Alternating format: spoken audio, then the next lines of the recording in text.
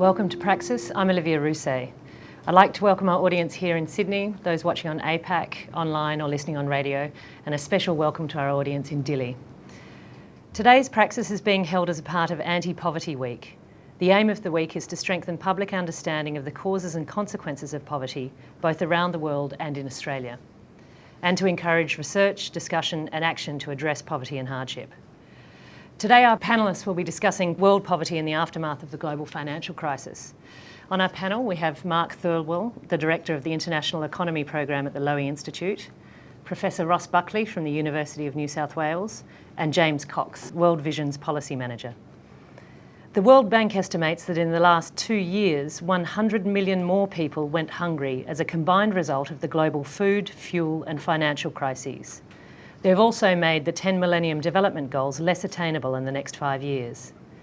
We hear endless accounts of how the global financial crisis has affected developed countries, but I'd like to ask all our panellists briefly to talk about what the impact has been on people's well-being and livelihoods in developing countries. Mark. Well, it's obviously been adverse. I mean, we know from repeated historical experience that major financial crises, other economic crises, are disruptive to human development. And we know that when you have one of these crises hit, the people who are going to suffer the most are those who are most vulnerable, because typically these are the people who have the smallest buffers. Whether it's because they're on the margins, they may be already close to the edge anyway, so they're vulnerable to being pushed over. So we know, and you quoted some of the World Bank numbers, we know that as a result of this, the progress which we're still making in reducing poverty is now slower than it would otherwise have been. We know that more people went hungry than would otherwise have gone hungry, and we know that unemployment, there are more people without jobs, which has knock-on effects as well as others. We know also that this has effects on other measures of human welfare, for example, children's education, health, maternal health, the health of small children. So there have been, as there always are with all of these crises, a series of negative and in some cases very severe consequences. And that's all the bad news. The good news, though, is that it's actually been a lot less worse than we might have expected. We've been through what everybody keeps telling us is the biggest global economic disaster since the Second World War. And on past experience, we'd have expected that the magnitude of the fallout from that to have been similarly great. But in fact, you can make a case that emerging countries and lower income economies have done relatively much better this time than they've done after previous crises. So although it's been bad, it's perhaps been better than we might have expected. Ross, would you like to? Well, I agree. Mark did a very good job. I think the main way developing countries has been affected is the sort of the effect of losing exports to developed countries. I mean, the global financial crisis, we're very insulated from it in Australia, but it's certainly devastated the rich countries, and there's been a trade impact in particular. But I think probably for most people in developing countries, the global food crisis has been more of a crisis than the financial crisis. And James. Choruses of approval from the panel, I think. My view is very similar, that in fact the food crisis has been a much more pressing and urgent problem and continues to be so. And in particular, if you're looking at the most poor and the most vulnerable people around the world, the global financial crisis is actually pretty marginal. I mean, what it will have done, as you said with the numbers, is put more people into that category, but those people who are, for various reasons, somewhat divorced from the global economy because they just don't have an opportunity to participate in it in the first place, aren't necessarily feeling all those many effects. What are we talking about when you talk about global poverty? Well, this is the thing. I think there's probably a range of different ways that you can that you can come at global poverty, and the way it's sort of most commonly discussed in sort of various high-level forums and sessions like this is the aeroplane view, where you're looking at the large aggregate numbers, the national incomes, the Human Development Index, and it's also at that level where one of our favourite things, the Millennium Development Goals, is also discussed. It's the aggregate targets about halving poverty, maternal and child health, basic education, gender equality, and that's all fantastic. The goals have been a really useful tool for coordinating global action and global discussions around these things, although the coordination has been variable and the success has been mixed. There have been some good successes, so maternal mortality actually that's not a good, that's an average success, I'll say. Maternal mortality has fallen steadily, a bit more than expected, but it's fallen from about 400 per 100,000 live births 20 years ago to around 260 today. Those figures are very hard to be clear on, but it's that sort of order of change.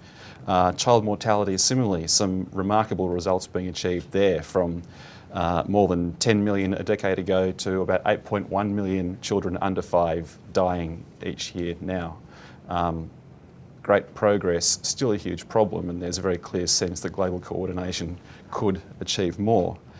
The changes have been dominated to some degree by the effects on some of the larger countries. The economic changes in India and China have had a huge effect on some of those numbers, but that still means that we don't see what happens to some of the poorest and most vulnerable people in the world, and that's kind of the other perspective on looking at poverty, which I guess has got much more relevance to World Vision as a development organisation, where looking beyond those aggregate data, we see the children in India and China and other places that have been missed by this growth, who are still waiting in a sense.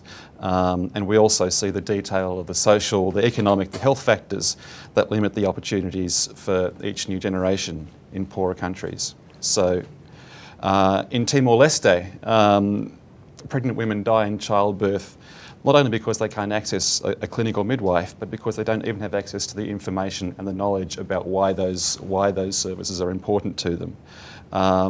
In Papua New Guinea, we're starting to see evidence of a entrenched nutrition problem for Papua New Guinean children. And it's not that they don't have enough to eat, but the quality of the food is a really major concern. And so these sorts of issues are underlying the 8.1 million deaths that we continue to see. So for those people, the global financial crisis isn't the problem. There are other factors where the larger scale top-down solutions aren't really having the impact that we might like. So the global food crisis is really the greatest concern still? Yeah, I think so. It's had a huge impact and continues to have a huge impact. The growth in food prices that took place in 2007 wasn't caused by a lack of food. It was caused by other larger economic market type factors that, not being an economist, I won't go into. I'm sure that Mark might say a little bit more about that later on. The drivers in terms of the demand for biofuels was one factor. Other issues of speculation, I understand as well, were also there. So food became more unaffordable. And the result is people weren't getting enough food. And these malnutrition factors have massive flow-on effects in terms of physical and mental development, weakening immune systems, and being a contributor to, estimates vary, between 1/3 and 1/2 of child mortality figures have food as a root cause. One of the positive impacts of the financial crisis was that huge spike in food prices was chopped right down, but it was chopped down to where it was before, and now those prices are starting to increase once again. It appears, maybe because the financial crisis isn't really over, that there isn't an immediate threat of something like the food crisis being repeated, but we need to be careful and to be prepared for this. One of the preparations is around ensuring appropriate food security. It's been an initiative for a long time. But one of the problems with food security is that it's generally linked to livelihoods and economic growth. So that growth in the agricultural sector is dominated by growth in crops for export. Nutrition is generally just a tangential benefit, which is odd because we would think that the first priority would be to ensure that those who produce and indeed consume the food are the ones who are getting the most sort of benefit for their long-term well-being. So is the purpose of agriculture to feed people, or is it to make money? We might just move on to a bit of a broader picture response, and we'll pick up some of this in question time. But Ross, last year in London, the G20 gave $1.1 trillion towards the world's economy, but you're not very optimistic about the effect of this on developing countries. Can you tell us a little bit about that? Well, yeah, I think the G20's response to the global financial crisis in many ways reflects what many the most deep-seated problems in the international financial system. You're right, they came up with a figure of 1.1 trillion, which has a lovely ring to it, and there's a massive amount of money, and it's surely got to make a big difference. But when you break it up, 250 billion was for trade finance, and that was important because trade's very important, and trade finance had been hit by the global financial crisis. Another 250 billion was for special drawing rights, which are complex, but they're a sort of quasi-reserve capital issued by the IMF.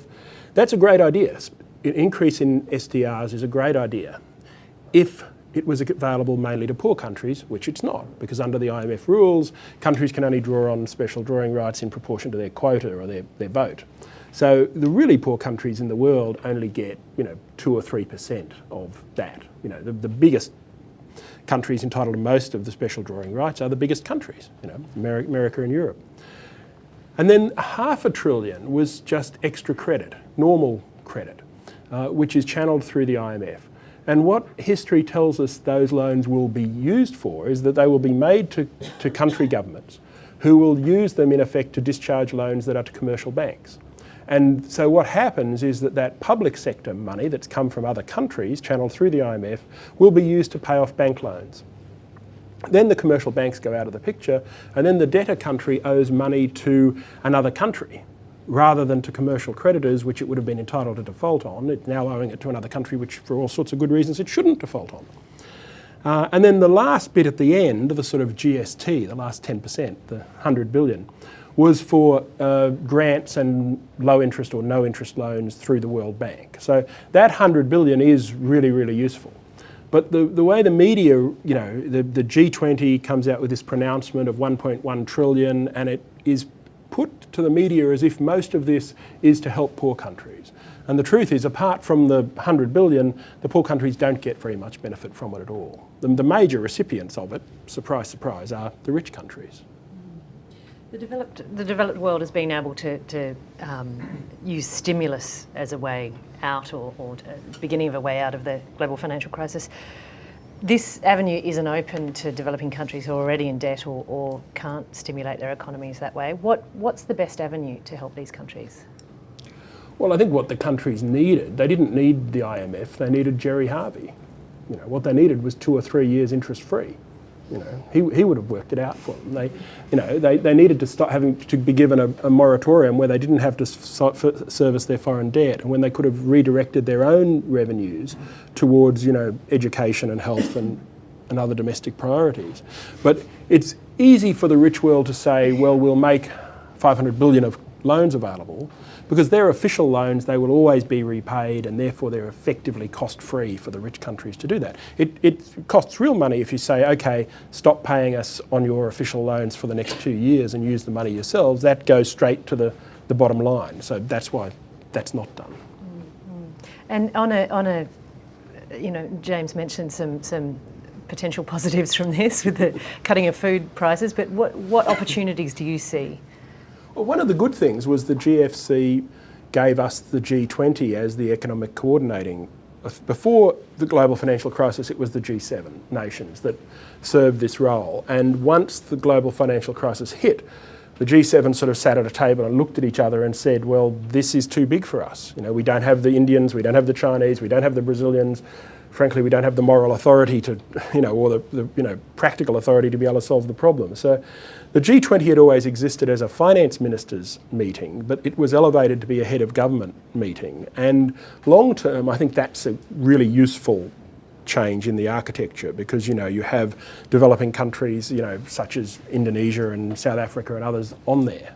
The downside, again, if you're looking at it really in terms of global poverty, is there is no desperately poor country represented on the G20. There's middle income, lower middle income countries, but none of the sub-Saharan African or other countries that are really struggling. On that note, I might go to Mark, because you've talked about how emerging markets and low-income countries haven't necessarily been that adversely affected. Obviously, the poor countries, the poorest of the poor, Sure. are there. Can you talk a little bit about that? Sure. the argument here, I guess, is it's a relative one. It's not to say that there wasn't serious consequences from the crisis, but that if you look at the scale of the shock, so if you're a low-income economy, for example, the hit to your export market growth this time was the biggest that you'd seen since the 1970s. You also got a hit to remittances if you had workers in rich countries. There were other shocks too. If you were a middle-income economy, as well as the trade shock and the remittances shock, you got hit through capital flows. There was a big-scale capital flow repatriation pulled out of a lot of these countries, and there was sort of contagion effects through. So your share market typically fell. A lot of currencies came under pressure. So you had the same kind of shocks that you'd seen from previous big financial catastrophes.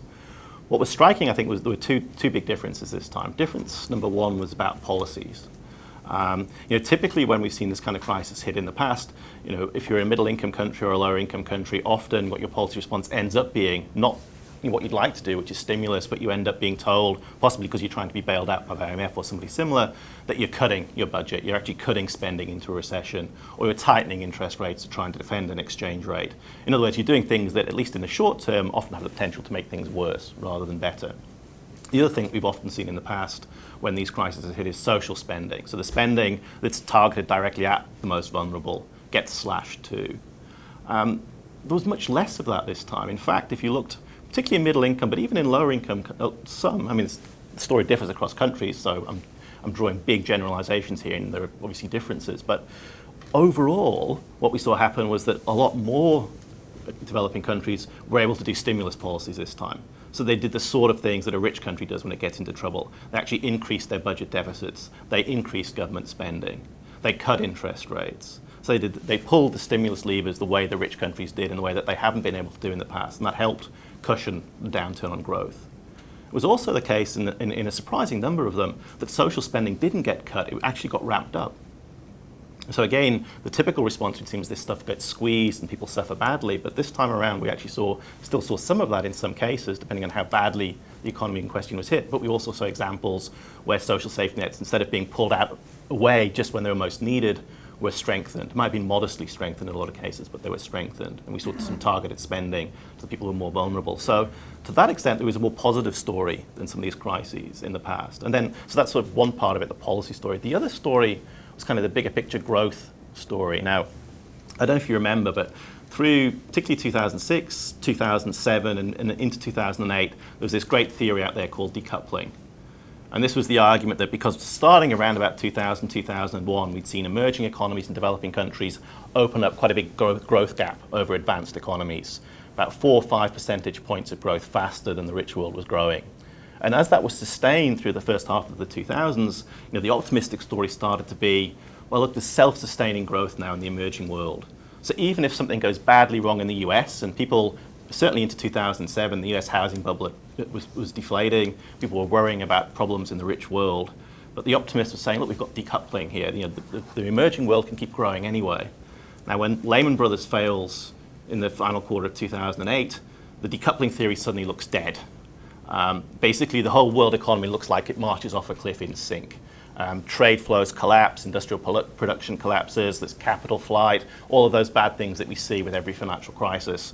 And people pronounce that decoupling is dead and buried. I mean, I think I did an interview at the time and said, this is a stake through the heart of the decoupling theory, which was sort of true. But then you got to round about the second half of 2009, and something really interesting happened. It looked like decoupling was coming back, partly because these policy levers were pulled in the developing countries, and partly because it turned out that structural gap in growth performance turned out to be surprisingly resilient.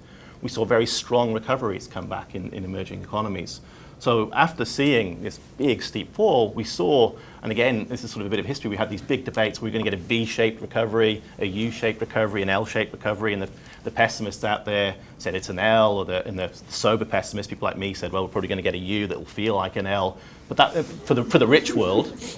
But it turned out that big chunks of the emerging world, particularly in this region, got the classic V.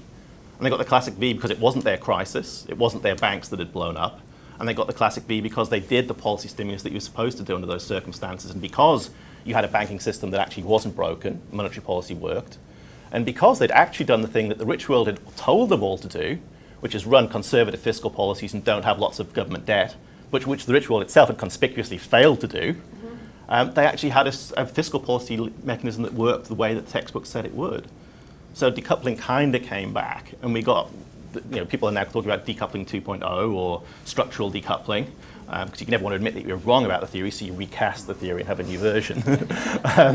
And so we've got a growth performance that looks significantly better. So if you look at you still got a big hit in growth rates, but you've got quite a big bounce back, and that means that, at least in some countries, we're back seeing poverty numbers come down again.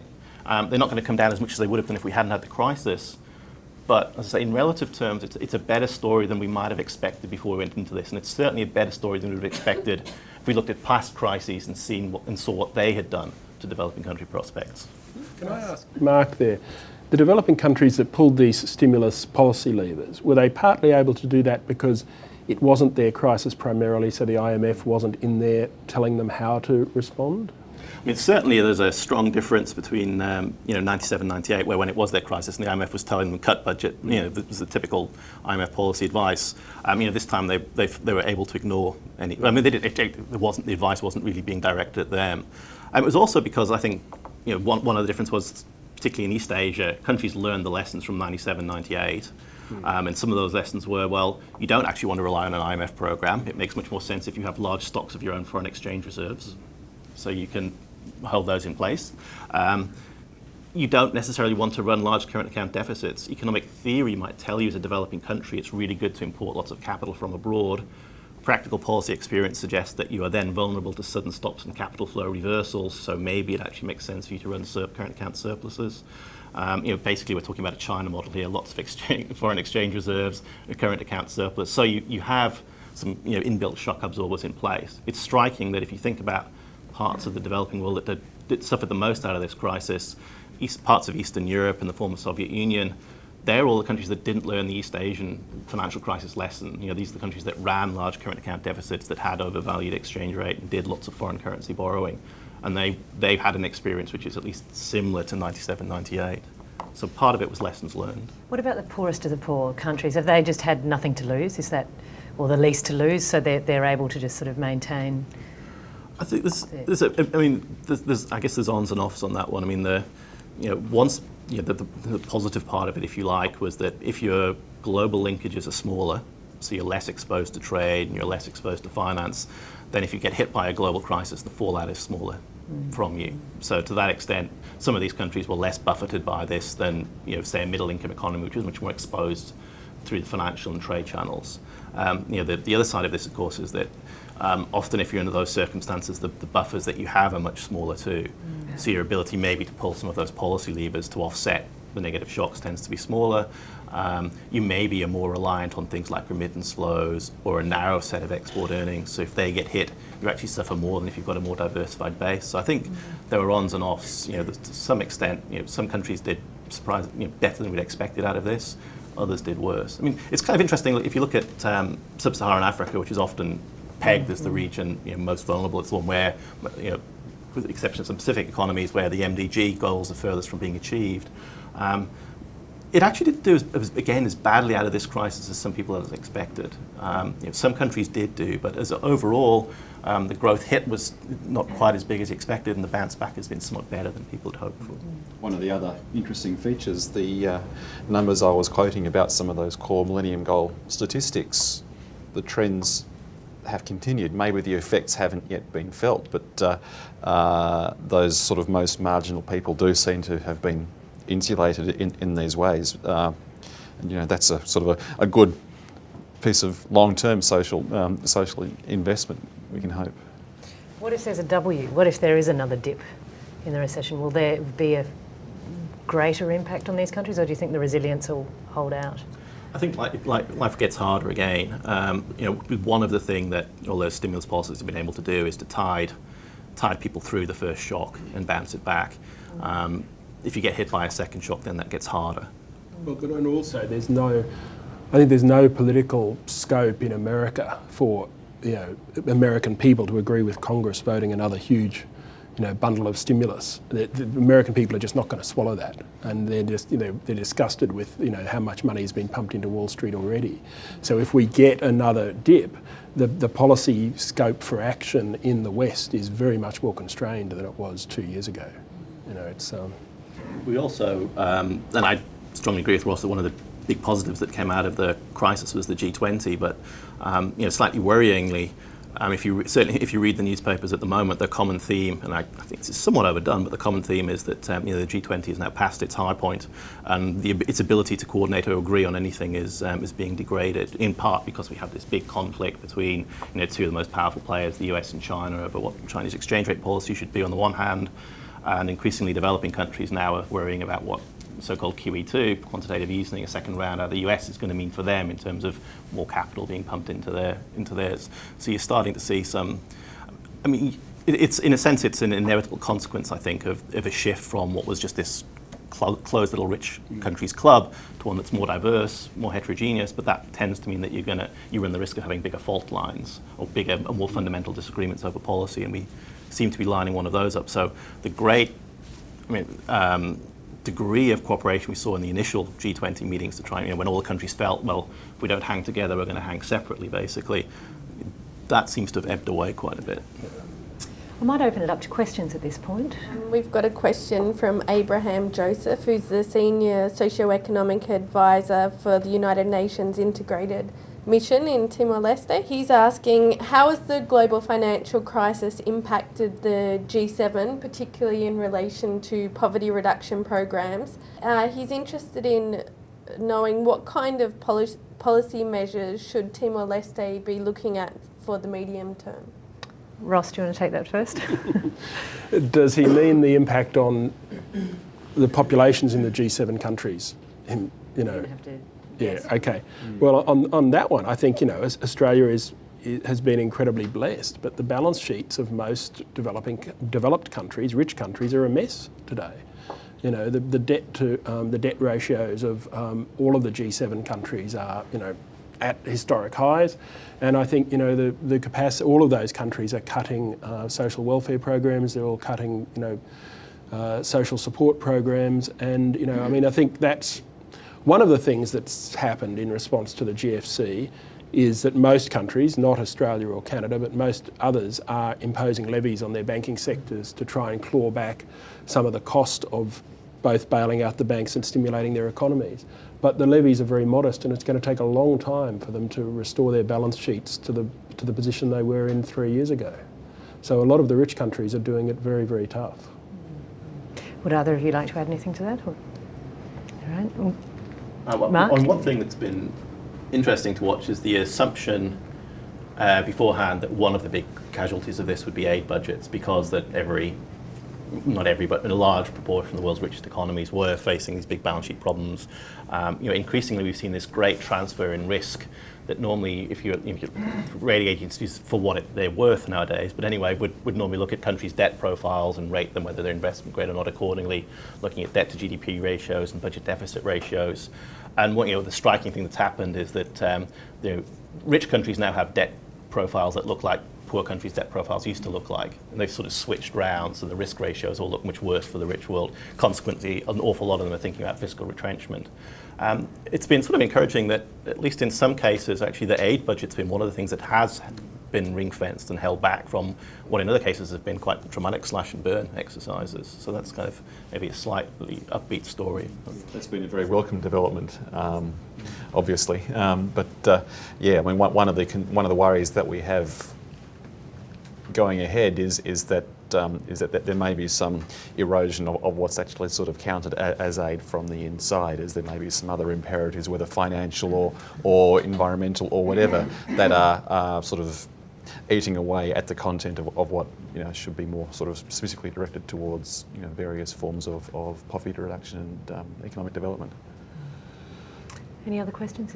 Yep. Hi, Michael Hutack from One Laptop Per Child. Just in relation to the MDGs and the effect of the GFC on them, and MDG 8, the Partnership for Development, and the specifically the 0.7% of GDP target. Is there any quantification there of how the GFC has affected that effort, and also is that target of 0.7%, is that grossly inadequate, given the need now for perceived need for increased investments to mitigate and or adapt to the effects of climate change?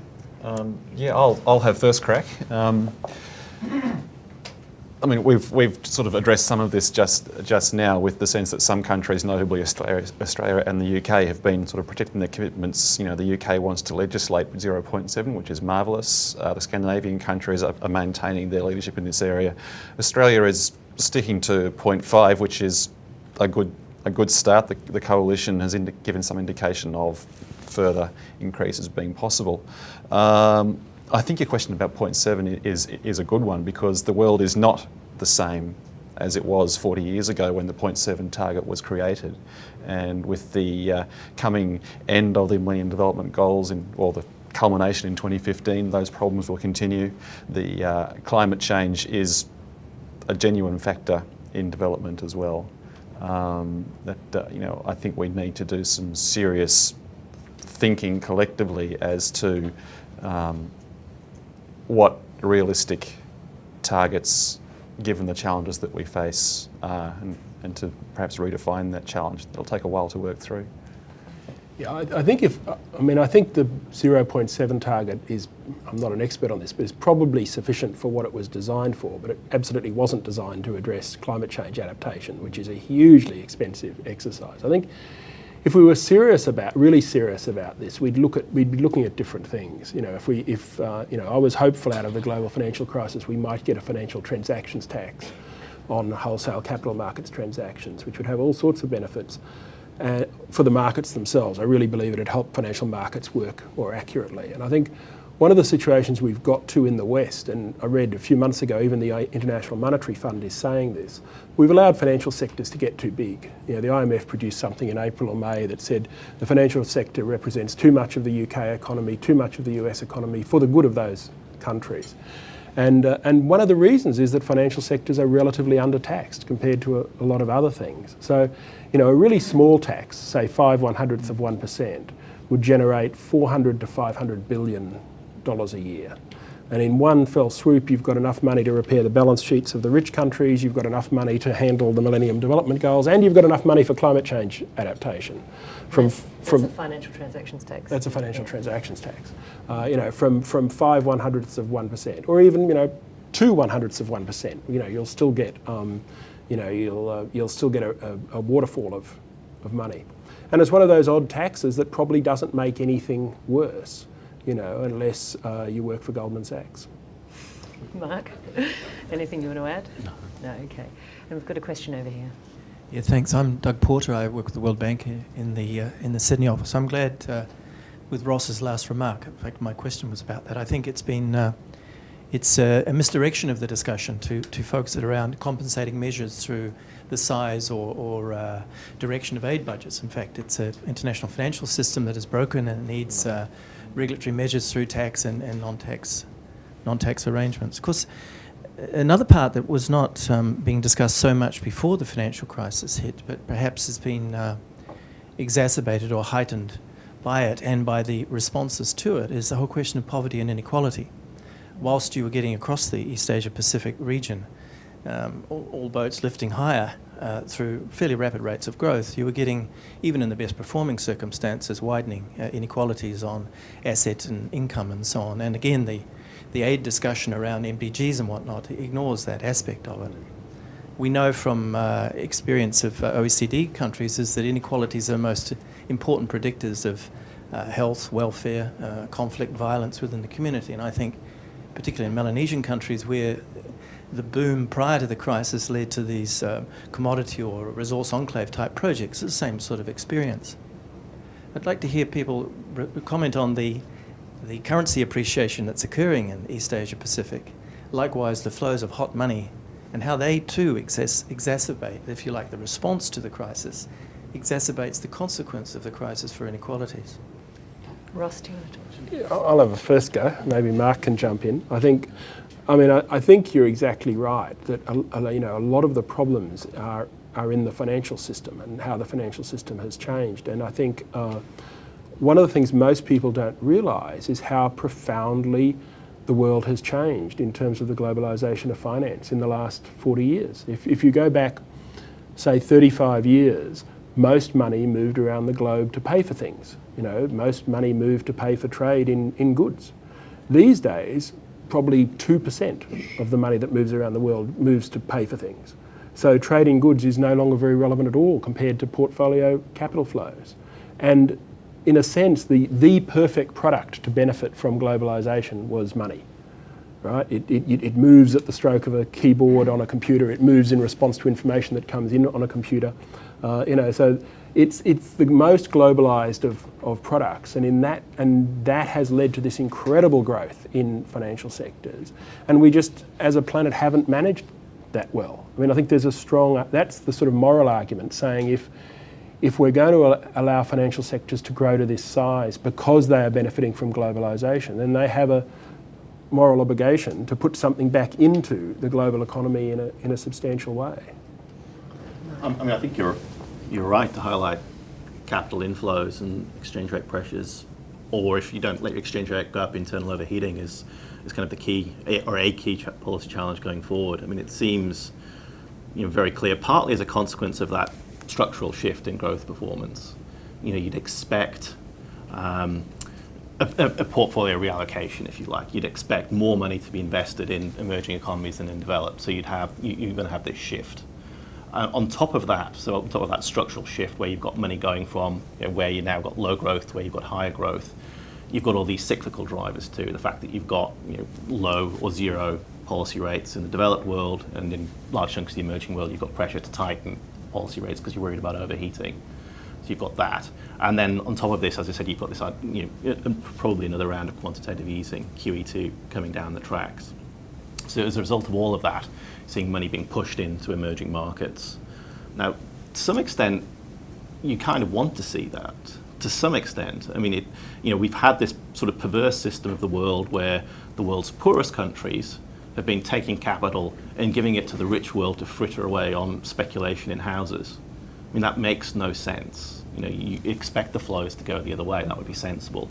The problem is, on past experience, when you get these big flows going the other way, large chunks of money being deposited very rapidly in what are still relatively undeveloped financial systems, you get all these really nasty side effects that we saw in 97, 98, we saw in Mexico in 94, 95, we saw in Eastern Europe, parts of that very recently. I wrote briefly about this on our blog, and saying the risk for emerging markets at the moment is that they might think they're getting on board the QE2, but they're ending up on the Titanic. But it's not. Past lessons of this aren't good. The problem is we don't seem to have a good policy response. I mean, one thing that's changed kind of quite dramatically is that pre 97, 98, and even after, the IMF and others were sort of deeply reluctant to advocate capital controls, for example. Nowadays, that used to be the policy response that dare not speak its name. Now it's kind of common. It's much more common. We've seen Brazil turn to it. We've seen Thailand do something recently. Countries, it's more respectable. The IMF has put papers out there saying, it's not exactly wholeheartedly endorsing this stuff, but it's saying, it's a sensible. This morning or yesterday on the World Bank press review, I read a summary of the IMF managing director saying East Asian countries should consider capital controls because of the amount of hot money that's flowing in. And I think the other thing we have to remember is before financial globalisation, poor countries were much more able to keep whatever savings they had at home. Now, one of the reasons they need capital inflows is their capital outflow problem. That if you're a wealthy individual in a developing country, once you own 2 apartments in your capital city, you're more likely to buy the 3rd in Los Angeles or somewhere. That's a real problem for. It's not like a lot of poor countries have no financial resources. Part of their problem is the financial resources they do have tend to be invested by rich individuals in developed economies. Another one from Dilly? Yeah, I've got a clarification on the previous question. Abraham Joseph, he wants to know how the global financial crisis has impacted the small G7, particularly fragile states, and their poverty reduction programs. They had a meeting recently in Timor and a number of countries like Chad and the Democratic of Congo, Nepal, Solomon Islands, Sierra Leone. I'm not familiar with the small G7, unfortunately. I do know that places such as the Congo have got really significant problems with the amount of money that they have to work with, regardless of the financial situation. So, talking about transactions tax, but other forms of revenues, such as mining revenues in the Congo, the tax the Congo gets from the huge amount of money they have is minuscule. It's like less than $100,000 for the country every year. Quite remarkable. So yeah, in that scale of problems, this is all just another one on top. Yeah. So, Kirk Huffman, I'm the honorary curator of the Vanuatu Culture Centre in Vanuatu and on the scientific committee of the museum in Tahiti, research associate at the Australian Museum. I've got an honorary position at an institution at Sydney University. I wonder what members of the panel would think if there was a proposal that came from Melanesia in the Western Pacific for a redefinition and an expansion and a more culturally and sociologically sympathetic definition of the Human Development Index list and the Millennium Development Goals. The reason that I'm asking this is that in Vanuatu, hardly anybody had heard about the worldwide financial crisis. It doesn't affect them, except for the ones who have the misfortune to be stuck in the capital and who are forced to actually work for money. The outer islands, you don't need money. Vanuatu Culture Centre, in conjunction with the Vanuatu government's Institute of Statistics, have just released the first outline of a project that's taken a long time to get going, and it's called a project called Alternative Indicators of Well-Being for Melanesia, Changing the Way Progress is Measured in the South Pacific. This is a spin-off of a project we started there in 2004 to emphasize the importance of traditional wealth items and their benefit to traditional populations in the country, as opposed to modern money. We could already see that there was something in the pipeline in the white man's world where money was going to fall off a cliff. And so, with the chiefs, we prepared the country for it. And the Vanuatu government declared, in 2006, they declared 2007 and 2008 as the years of the traditional economy. Go back to your traditional money. All these cultures have their own currency systems, and they're very effective. Now what the Vanuatu Cultural Centre and the National Bureau of Statistics want to do is to develop a different way of measuring what white people would call development, in inverted commas, or progress. Because very often what white people see as development, Melanesians don't see as development. And these things are being put to the Melanesian Spearhead Group at the next meeting for the Solomons, Papua New Guinea, and stuff like that. And just to read from it, this has just been released. Is there a question in there, Kurt? Yeah. I have an answer. James is going to get what to. What do discussion panel members think? It better be supportive, Watch out, James. I think it sounds like a marvellous idea. Ross Buckley was talking earlier about the Jerry Harvey model of international economics, but new ideas, wherever they come from, are fantastic. But particularly something like that, because most of the stuff, whether it's international law or human rights or Millennium Development Goals, is written by blokes like us. And so there's just not nearly enough of this creative sort of thinking. I mean, I know that the Goroka University has been doing some looking into sort of different ways of sort of counting and mathematics used in Papua New Guinea. And the way money is viewed in Papua New Guinea is, as this sort of transient, impermanent asset, unlike land and other things that they have. So different ways of measuring well-being, whether it's these concepts or your gross national happiness ideas or whatever, all that sort of stuff is really important because it does help to challenge some of the stuff that's got the world into the sort of mess we've been discussing today.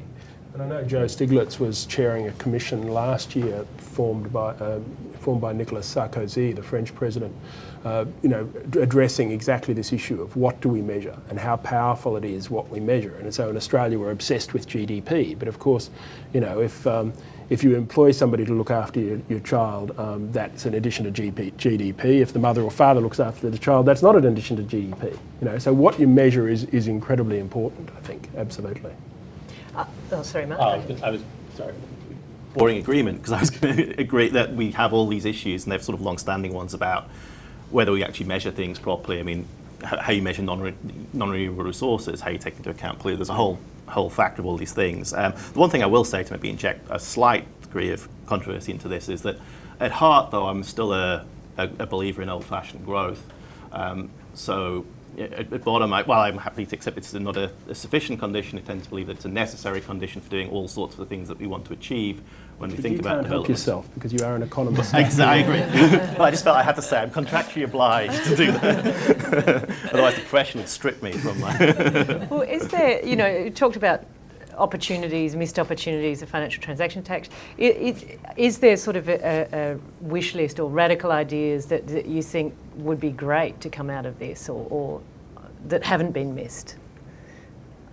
Other things, such as Kirk's idea of...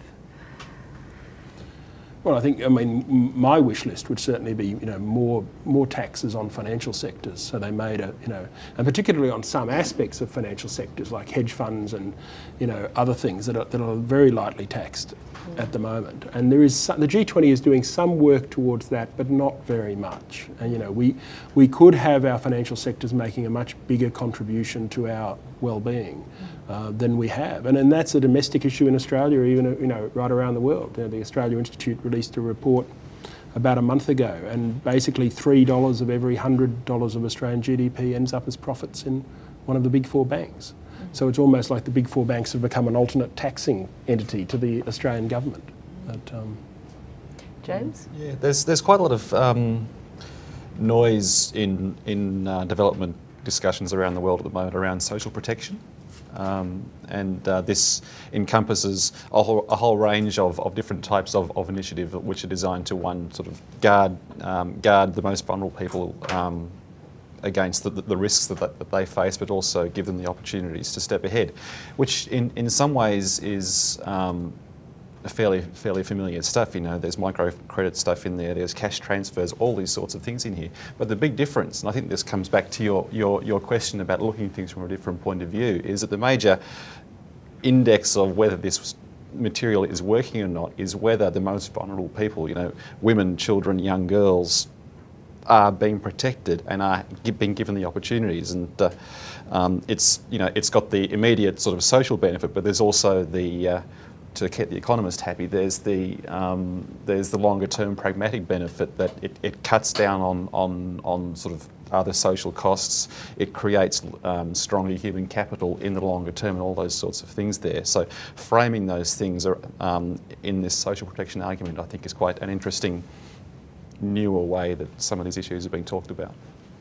And just before we wrap up, Mark, is there anything you've got your hopes pegged on that might come out of this? Global governance seems to me the fascinating story about this. I mean, the G20 was a huge change. Even going into the crisis, we knew that there'd been a big shift in the balance of economic power in the world, that it was getting increasingly hard for the rich countries club to ignore, in particular the big emerging markets, but also more generally some of the middle income economies. It's still a tougher ask, I think, for the lower income players. So the creation of the G20 was a huge step forward. So that's the opportunity, is that I think it would have taken a lot longer to get there in the absence of the crisis. We'd have still ended up with something like the G20, but it would have been a much slower process. The rich world would have dug its foot in for longer. It would have been harder to get there. The challenge is how we build on it. As I say, I don't want to be too pessimistic about this because I think we've made that big step forward. But when I sort of look at the commentary in the run-up to the next meeting in Korea, I hope we can make this work. I think we have to. We don't really have much choice. We really have to make it work. But the fact that already, some people are already writing the obituaries and saying, look, it's too big, or it's too diverse, or it won't work. That worries me. So I have the sense of the opportunity, but also a sense of the risk as well. Okay. Thank you very much, all the panellists, Mark Thirlwell, Ross Buckley and James Cox. And thank you for joining us today, and thanks to our audience here in Sydney and also joining us in Dili. I hope you can join us next month for the next Praxis. And if you'd like to subscribe to the podcast of Praxis or watch episodes online, go to theworldbank.org/Praxis. Thank you. Goodbye.